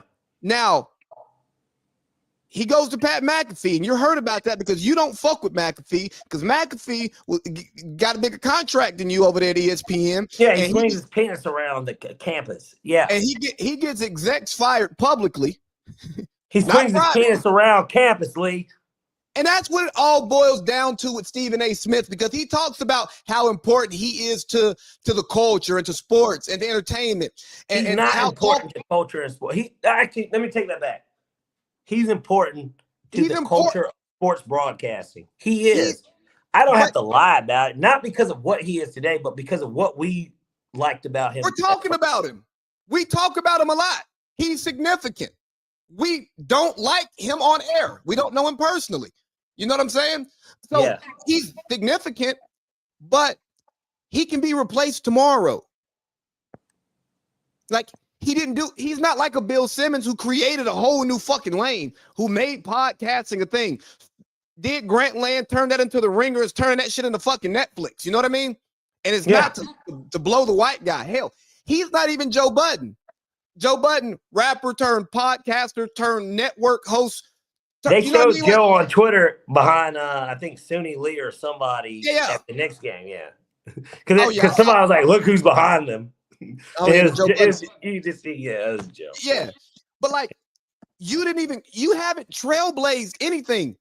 You were Skip's B-Mike and then became ESPN's face. Good on you. But Stephen A is a hell of a worker. And there's nothing wrong with being a hell of a worker. Like the stuff he says, I wake up every day thinking about how I can make my bosses money. He says things like, oh shit, is that much? Where are we at on time? Oh man, we're about 4 minutes. Finish your thought. I just was getting it ready. Thank you. You are a great worker. You wake up and think about how to make your bosses money. Great stuff. You know what I mean? It's absolutely amazing that you do that. You tell Jasmine Crockett to pipe down, and shout out to you for apologizing to her. He told her just to pretty much he was telling her, which is good in itself too. Yes. It's Steve taking responsibility. But exactly. That's why I don't like to talk about Steve, because Steve, again, he's where I think we aspire as a group and individually to be at the point that he's at because of what he has accomplished. But at the end of the day, like, I wouldn't want to do it the way he did it to get to that point. Exactly. And that's what people get upset about, and they try to come at his character because they don't like his methods. I don't like his methods. I don't know his character. And I try to stay away from his character, just what he says out loud and make jokes. Anyways, and I agree with you. I agree with you, but I don't stay away from these six packs. Ladies and gentlemen, it is time for Parlay Pete's College Football Six Pack. I am Goldberg in the Georgia Dome in 98, and Hogan's in front of me with these picks this week. We're going to start off with Illinois at Washington. I like Illinois on the money line. That's the upset special. Next, we got Northwestern at Nebraska. Nebraska bounces back after a loss. They should beat Northwestern. Next, we got Ole Miss at Oklahoma. I like Ole Miss +5. I think they cover the spread. Next, we got Missouri at Vandy. I am on the Diego Pavia train. We're going to take Vandy on the money line at home. Then we got North Texas at Charlotte. This one is a ball knower pick. This is the ball knower pick of the week. We're going to start doing a little insight thing. Ball knower pick of the week, because nobody knows anything about these teams. North Texas, -26. They're going to cover the spread. And then finally, A&M at LSU. Lee, we talked about this, about BK's coaching status. This is a must-win for him. He's cooked. I'm going to take them because if he doesn't win this game, I know that he's fired at the end of the year. LSU money line. They should win at the Swamp. All right. We've got Illinois on the money line. We've got Nebraska on the money line. We've got Ole Miss +5. We've got Vandy money line. We've got North Texas -26 and LSU on the money line. Yep. Ladies and gentlemen, it is time for Parlay Pete's FL Six Pack. All right. So we're going to start off with the home team. We're wearing the shirt. We're going to start off with the home team. Dolphins at Falcons. I'm not going to take the Falcons on the money line because we should win, but we're going to take the over instead. Over 44.5. I expect two of them to score a little bit of points themselves. They're not going to score that many because we're still one of the top-ranked defenses. Over 44.5. Next, we got the Bears at the Ravens. Lamar's return. Ravens money line. Really simple here. Then we got the Browns at the Patriots. I like the Browns +7.5 against the Patriots. They've been really hot. Browns still have a pretty good defense. Give me Browns +7.5. Next, we got the 49ers at the Texans. Anyone that heard the rant earlier, I'm telling you, fuck the fucking Texans. We're going to take the 49ers on the money line. I bet they win that game. Next, we got Aaron Rodgers' possibly only game against the Packers ever. Packers at Steelers. I like the Steelers on the money line. Short week, bounce back, they win. And then we got the Bills at the Panthers. I like the Bills -6.5. Lee, you take it away for Lee. Three. Lee. Three. All right, give me Ole Miss +5. Give me Ravens on the money line, and give me that 49ers money line. That's Lee's 3 for the week. Attaboy, Lee. Where are we at on time? 20 seconds. Press it. Now, isn't it? Yeah, press it now. In the show. Salutations, good people. Salutations, good people. We love you.